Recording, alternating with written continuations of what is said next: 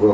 अस्सलामुअलैकुम, welcome back guys, how are you? Hopefully you are doing well. आप देख रहे हैं वैक इमिग्रेशन चैनल, जो कि आप तक तमाम अपडेट्स रिगार्डिंग जो स्टडी वीज़ा इंफॉर्मेशन और आपकी otherwise general immigration problems, questions और उसके हवाले से तमाम इंफॉर्मेशन आप तक पहुंचाता है।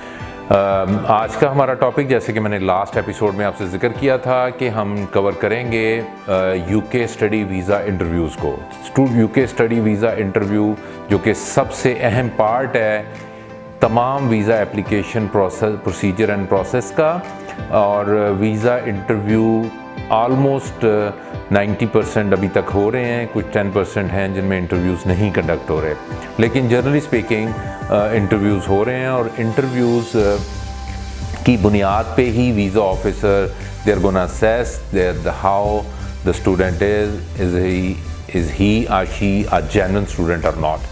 सो इंटरव्यूज़ एक ऐसा इंटरव्यू का लफ्ज़ जहाँ भी आता है सारे ही कंफ्यूज हो जाते हैं, परेशान हो जाते हैं या थोड़ा प्रेशराइज हो जाते हैं। तो वो कोई सीनियर लेवल पे हों या जूनियर लेवल पे हों, interview is always a task जिसके लिए आपको प्रिपेयर होना होता है। तो नॉर्मली जो बच्चे ख़ास तौर पे अंडरग्रेड में जा रहे होते हैं, उन्होंने क्योंकि कोई ख़ास इंटरव्यूज़ दिए नहीं होते, उन्होंने प्रोफेशनली काम नहीं किया होता, तो इसलिए वो इनके लिए एक थोड़ा सा एक मैटर ऑफ कंसर्न भी होता है। बच्चे कंफ्यूज हो जाते हैं। अच्छा, इसमें यह भी होता है कि बाद बच्चे बाय नेचर ही इंट्रोवर्ट होते हैं, तो वो उनके लिए ज़रा और थोड़ा मुश्किल हो जाता है उसको करना, इसको जो कंडक्ट करना या उनको एग्जीक्यूट करना थोड़ा सा मुश्किल हो जाता है।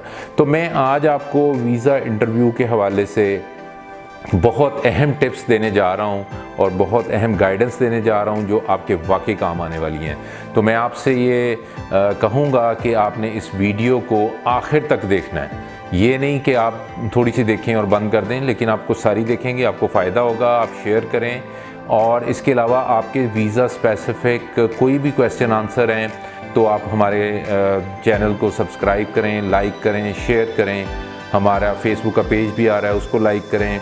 इसके अलावा इंस्टाग्राम है, इसके अलावा हमारी वेबसाइट है, हमारे फ़ोन नंबर डिस्प्ले हैं ऊपर, ईमेल एड्रेस है। कोई क्वेश्चन है किसी किस्म का, I am always there for you to answer the questions. तो वापस आते हैं गाइस अपने मेन टॉपिक की तरफ, जो कि बेसिकली आज है कि हमने वीज़ा इंटरव्यू, जो वीज़ा इंटरव्यू है वो बेसिकली मेरे पास स्टूडेंट्स जब भी आते हैं वो यही कहते हैं कि सर क्वेश्चंस बता दें, कितने क्वेश्चंस हैं, कौन कौन सा क्वेश्चन है जो हमें करना है, ताकि हम उसको याद कर लें, ताकि उसका आंसर दे दें हम वहाँ पे। तो मैं आपको एक बात, आपने इंटरव्यू के हवाले से बात को समझ लेना है कि क्वेश्चन कुछ भी नहीं है इंटरव्यू के। कोई इंटरव्यू का कोई ऐसा स्पेसिफिक क्वेश्चन नहीं है। वीज़ा ऑफिसर ने आपके जवाब की वर्डिंग को नहीं देखना, उसने आपके केस स्पेसिफिक होके इंटरव्यू को ओवरऑल असेस करना है, और ये उसने देखना है कि ये बच्चा कितना जेन्युइन है या नहीं। ये नहीं हो सकता कि मैं आपको 10 क्वेश्चन बता दूं, उनके आंसर याद करा दूं और उसके बाद आप उसको जाके वहीं वैसे बोल आएँ और आपको वीज़ा ग्रांट हो जाए। ये प्रोसीजर अक्सर रिफ्यूज़ल में ज़्यादातर लोग ऐसे ही करते हैं कि वो क्वेश्चन ले लेते हैं, उनके जवाब याद कर लेते हैं जब आप वहाँ जाके डिलीवर करते हैं, और जब भी एक भी क्रॉस क्वेश्चन होता है तो वो क्या होता है, वो बच्चे they are blank, they really do not know how to answer. Visa interview के हवाले से सबसे पहले आपको समझना है कि वीज़ा इंटरव्यू क्यों लिया जा रहा है आपका। Actually what the interviewing officer is trying to figure out from your interview. तो जब आपको ये समझ आ जाएगी कि वो देखना क्या चाहता है, तो फिर आप आसानी से इंटरव्यू में पास भी कर जाएंगे। कोई क्रॉस क्वेश्चन हो उसका आंसर भी दे जाएंगे, कोई आपको प्रॉब्लम पेश नहीं आएगी।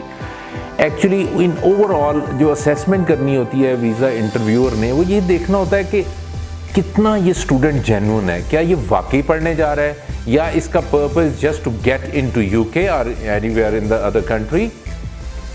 जब उसको ये यकीन हो जाता है कि ये एक जेन्युइन स्टूडेंट है, तो उसको फ़ौरन वीज़ा ग्रांट कर देता है। तो इंटरव्यू के हवाले से बेसिकली उसने आपकी इंटेंशंस को देखना होता है कि behind the brain, deep inside, what are actually intention. अब वो ये है कि obviously he can not enter in your mind and see figuratively कि क्या है, उसके लिए उसको कुछ क्वेश्चंस करने होते हैं।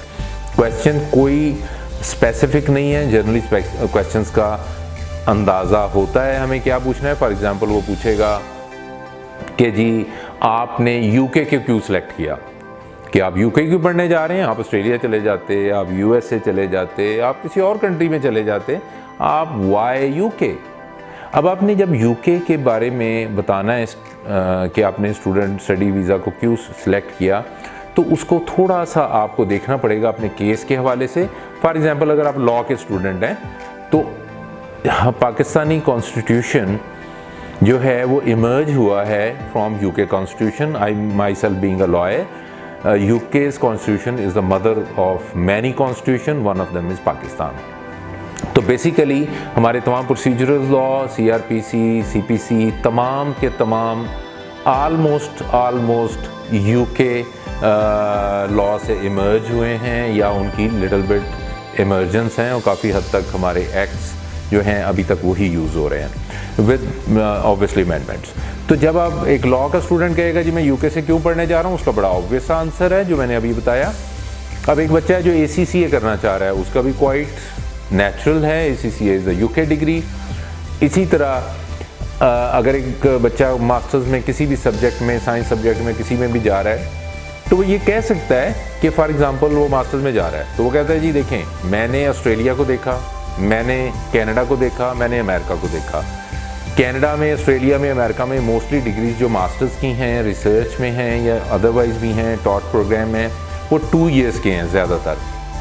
यूके में मास्टर्स क्योंकि मुझे 1 साल का मिल रहा है, मैं 1 साल में अपनी डिग्री कंप्लीट कर लूँगा, so it will be saving a lot of time and as well as money. और वैल्यू फॉर मनी यूके में बेस्ट है।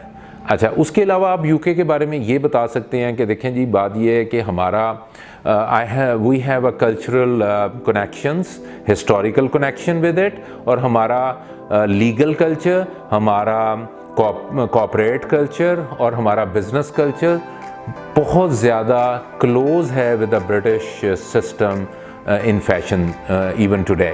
सो इसके अलावा हमारे जो क्रॉस कल्चरल कनेक्शंस हैं वो बहुत इम्पॉर्टेंट हैं, और वो बेसिकली हमें इस बात के ऊपर कन्विंस करते हैं कि हम यूके से एजुकेशन हासिल करें।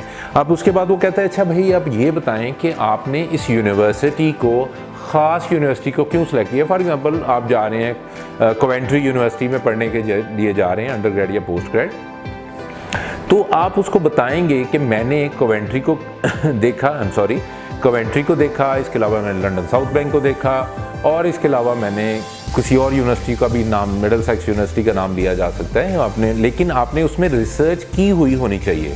ये नहीं होना चाहिए कि आपने उसमें रिसर्च ना की हो।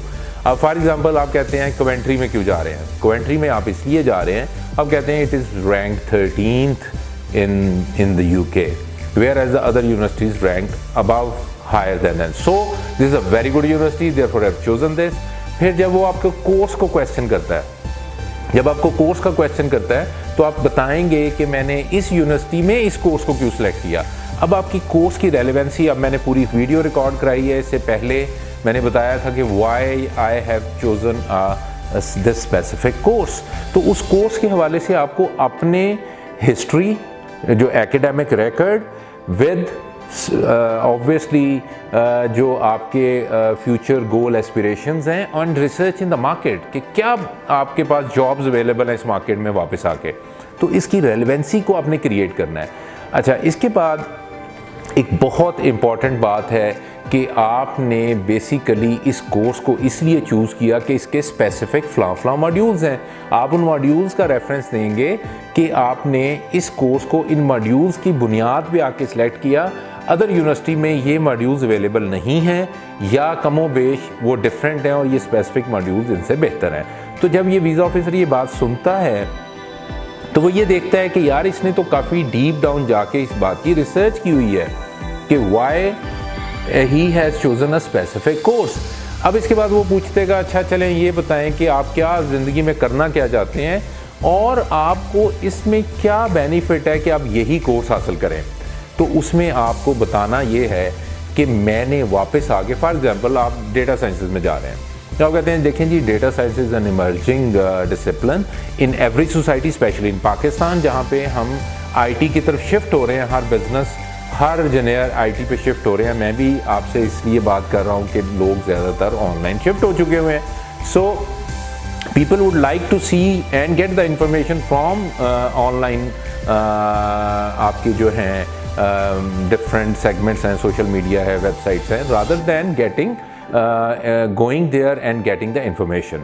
अब बेसिकली अब डेटा साइंसेस जो है, क्योंकि it is based on the data, future companies would be depending entirely on the data, on the security of the data, and collection of the data, analysis of the data, and the application of the data in the different ways.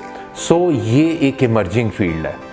तो आप उन्हें कहते हैं कि देखें ये emerging field है, UK क्योंकि हमसे बहुत आगे है हमारी यूनिवर्सिटीज़ से, तो हमारे पास डेटा साइंसेस पढ़ाने के लिए ये कोर्स एक दो जगह पे हल्का फुल्का अवेलेबल है। लेकिन मैं यूके से पढ़ना चाह रहा हूँ, मैं वापस आके जब यहाँ पे अपने कैरियर का आगाज़ करूँगा तो I can grow very rapidly.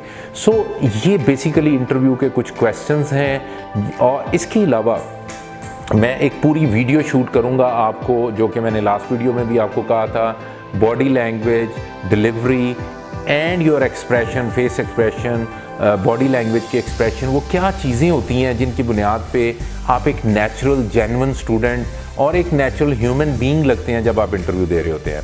तो इस हवाले से guys I have try to cover as much as of the interview for the UK.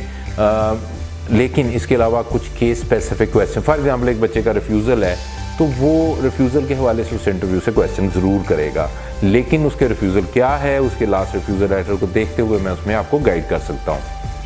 तो आपको कोई भी क्वेश्चन हो, कुछ भी आपने पूछना हो, तो आप अपने सामने आपके मेरा लिंक आ रहा है, यूट्यूब का भी आ रहा है, इसके अलावा फेसबुक पेज का आ रहा है, मेरे नंबर्स आ रहे हैं, ईमेल एड्रेस आ रहा है, तो आप बिला झिझक पूछें। There is no cost for that, it's all free for you guys.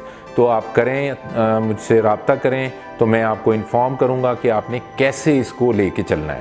तो so this was something about, I tried my level best to cover most of the topics in the regarding the UK visa interview. लेकिन इसके बाद आपको मैं बताऊंगा, next video आपने miss नहीं करनी, वो बहुत इम्पॉर्टेंट है। सिर्फ आप रटे रटाए जो आप बोल दें या वैसे भी बोल दें, लेकिन आपकी डिलीवरी ठीक ना हो, अगर आपकी बॉडी लैंग्वेज ठीक नहीं है, तो आपको वो पे नहीं करेगा। इसलिए नेक्स्ट वीडियो आपने ज़रूर देखनी है, इसको मिस नहीं करना। सो मुझे मौका मिलेगा तो मैं आपको इंशाअल्लाह ताला अपना पूरा ऑफिस भी इन वीडियोस के ज़रिए विज़िट कराऊंगा, और हम कैसे काउंसलिंग करते हैं वर्किंग एटमॉस्फेयर में हम आपसे, क्योंकि ये काफ़ी रिक्वायरमेंट भी आ रही है कि लोग थोड़ा सा मतलब क्लोज होना चाहते हैं, देखना चाहते हैं क्लोजली कि how do we work actually.